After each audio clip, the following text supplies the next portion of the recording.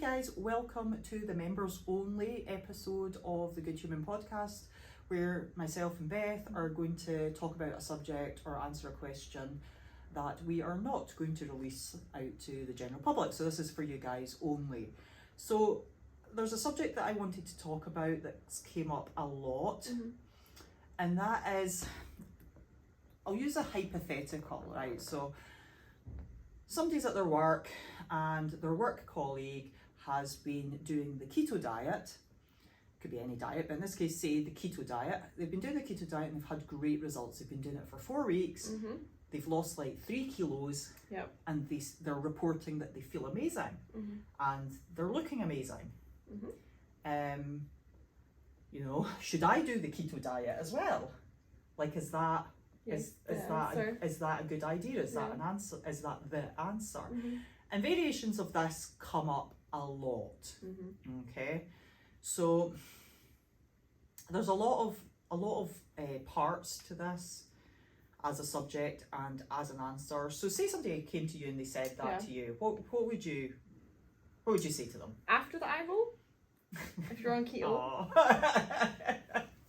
No, it's okay. I'm sure we all believe keto worked at one point. If you could have done anything, it probably would have worked. The same as keto. It depends though, because that person that's lost the weight on keto can convince you that, oh my god, that's such a good diet, it works, but it might not for you if you're not sticking to it. For people, that'll be far too hard. So I think that definitely, right? So they've maybe been doing it for 4 weeks.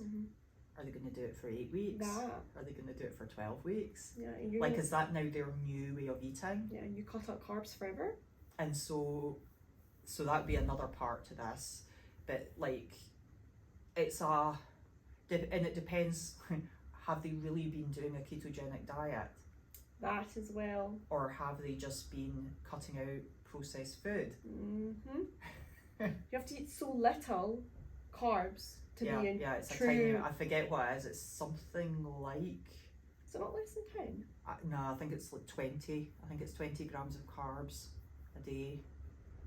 Which is insanely little. It puts you into... Ketosis.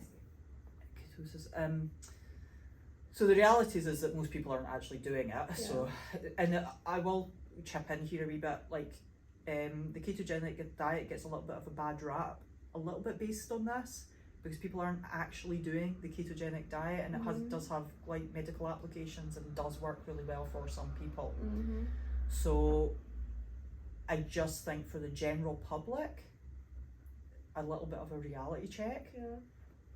Like, so if you did it and you did it really well, and you ate good quality protein and lots of fruits and vegetables and like plenty of fat, and it keeps you still below the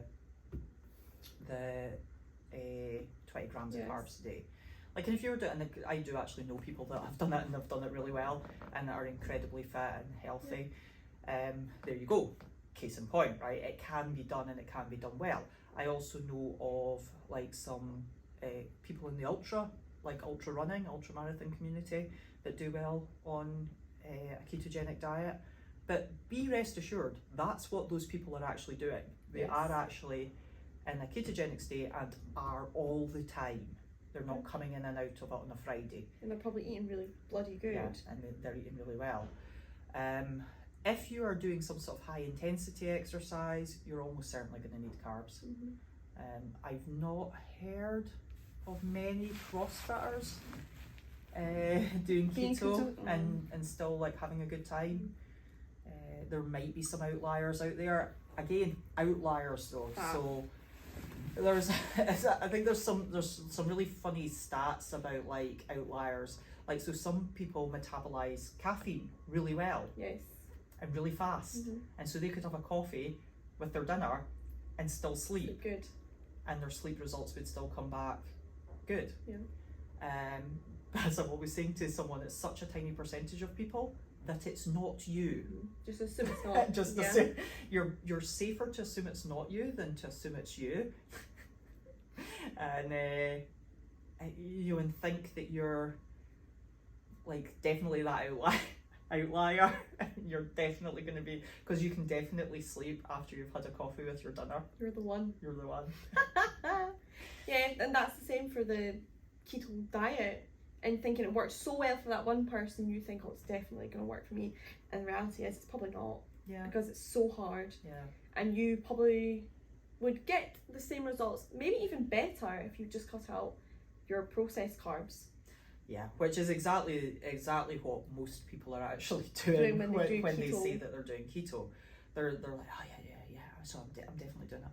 And really, in reality, what they've done, the reason they feel so good is because they've cut out the processed food. Yeah, they don't need to cut all the carbs. You could They still have a didn't potato. need to cut out all the carbs. And it's that cutting out all the carbs that is the part that becomes very unsustainable and very difficult for most people. Yeah, carbs are good for you. You know? Healthy carbs are good for you. Like out in the real world, like, so if you take somebody who is having takeaways once a week, and they're grabbing stuff from Greggs, and they're popping into McDonald's and they're eating stuff in shiny wrappers, and you put them on the keto diet, like, they're going to have like a massive impact in those first few weeks. Like, weight is just going to fall off them. Yeah. But it's not because they're doing that diet. It's because they're doing a diet, and because they're suddenly like really heavily monitoring everything that they choose to eat. And in doing so, they're eliminating all the junk food and probably a lot of calories. Yes. So not only are they losing like a lot of water weight initially by cutting out the carbs, they've probably massively reduced the amount of calories they're eating as well. Absolutely. Inadvertently they've gone really low calorie, because I think going like high protein, high fat initially is like quite a big, which is what the keto diet would be. It's like that takes a while to get it right and get your head round and to do it well. You're probably not managing that well in those first 4 weeks. So mostly you're probably cutting out processed food. You've cut back on your carbs, so you've lost a ton of water weight, and you feel great because you've cut out the processed food. But are you going to get past 4 weeks? That where you don't ever touch a carb, that as well. And what you're eating in place of the unprocessed food is probably fruits and vegetables, which in itself is going to make you feel good as well. So I think there's a big argument. So we're talking keto here, but it really could be almost any diet. Like, people, if somebody goes all in and they're sticking to a diet, it'll work. If that diet is based on weight loss, it'll work. They actually do it. And here's the thing. Every diet works if you actually do it. So why do diets not work? Because I think this leads into that other sort of narrative of, I've tried every diet and they don't work. Yeah, there's one commonality between you and all the diets. Is it possible that it's maybe not the diets that don't work? Oh, could be. And instead, like, you've just struggled to stick to them. But then you would go, why have you struggled to stick to them? Maybe the diets are too severe. So it can be the diets as well, Yeah, keto. I mean, ultimately, yes. Yeah, absolutely. If you're on a very calorie restricted diet, or some sort of odd, unusual diet that requires you to drink like a shake for your dinner breakfast and dinner every day, like, there is a problem with the diet there. Yeah, you'll still lose weight, ergo the diet will work. Yeah. But it's a bit crazy. Like, are you just going to do it for 6 or 8 or 12 weeks and then, and be done? Then after you start eating carbs again, and then put it all back on. Yeah. Because you can't keep living like that. You're not going to keep going like that forever. So the sort of point of all that is, when you go to do a diet, you do actually have to do the diet for it to work. And I know that sounds like borderline like patronizing, but really you've got to be super honest with yourself. Like, are you actually doing it? Like, are you actually doing what the diet requires of you? Are you meeting the protein requirements? You know, are you weighing and measuring everything that you're eating? Yeah. Or are you sometimes grabbing a wee spoonful off your kid's plate? Yes. You know, or just you forgot about that sausage roll that you grabbed. That one biscuit doesn't matter. Yeah. And like, I think a little bit of fronting up to yourself, a little bit of introspection. I did have a friend once who admitted to me years later that they were a secret eater, and they'd asked me thousands of questions about diet and nutrition. Yeah. Thousands, because they weren't able to admit to themselves A bit of denial. that they were a secret eater. And when they did eventually tell me, they said like they would stand in the kitchen and eat an entire packet of biscuits and then hide the wrapper at the bottom of the bin. And like said, they weren't really hiding the wrapper from their family because their family wouldn't even have noticed. Yeah. They were hiding it from themselves. I've done it. And it was really, that was really interesting. Yeah. I think that's probably the most important thing you can do coming to like approaching weight loss or approaching diets is that introspection, seeing, because it is usually the same hurdles that you fall over on any diet that hold you back. Have you ever had like a denial thing with nutrition or? Yes, I used to not track just like little things throughout the day, like some of that mayonnaise didn't matter, or some of this and that, like that one biscuit didn't matter, and then I was doing the whole tracking your calories, which sometimes can be tough mentally, but then I was cheating myself out of it because I was not tracking certain things, which made the difference between not losing weight. Why put yourself through that? You know, I might as well not have done it. I have a feeling it's really, really common. Yeah, super common. It will be 100%.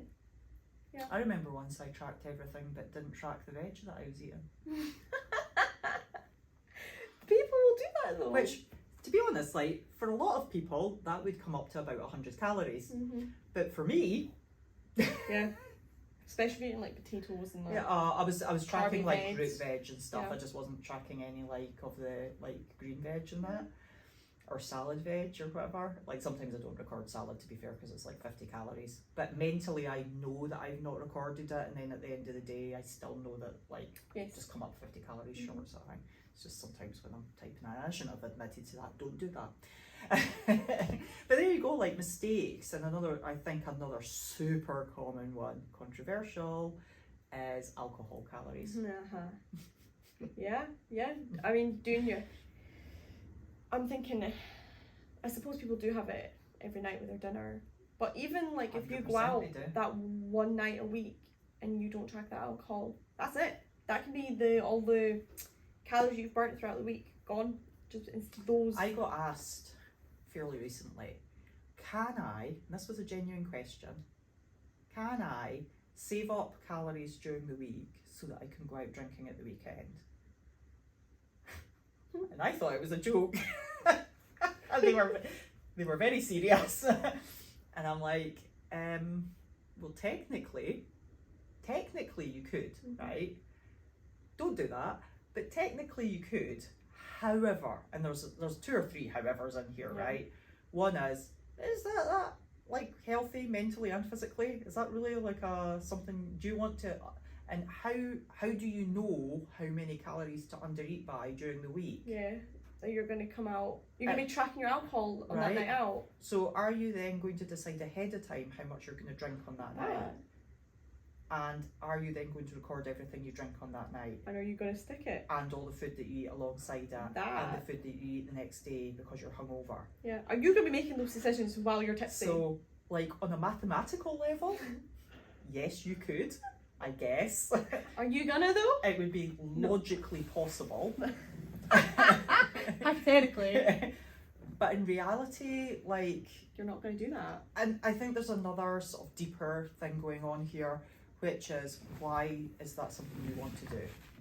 And are you actually in a good place to be addressing your body weight if it's more important to you to be binge drinking at the weekend? Yeah. I think there's other things that maybe need to be addressed before you play mental gymnastics with your maths to allow yourself to do it.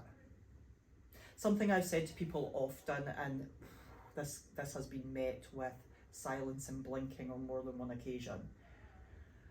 When people have been asking me about nutrition, and I've said you need to record everything, including your alcohol. And if you're not willing to include your alcohol, then there is another conversation we need to be having. 100%, yeah. And that has been met with blinking and staring at the floor. Yeah. Because there are a lot of people out there, a scary amount, maybe even most people, who do not want to admit how much they're drinking. Yeah. How frequently. Yeah.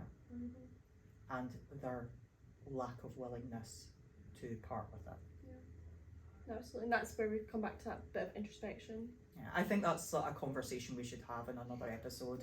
Yeah, Is alcohol and caffeine, and have a good discussion on that. Yeah. And I tell you, if anybody's got any questions before we talk about the alcohol and caffeine thing, anything that you would like us to dig into, then let us know. let us know, because I if you want to get to the root of like a lot of people's problems. 100%. Got any other points to add to that? No, I think that was good. that'll do for Covered today. it as well. Yeah. Yeah. Nice. Right, we'll be back with you soon. Yes.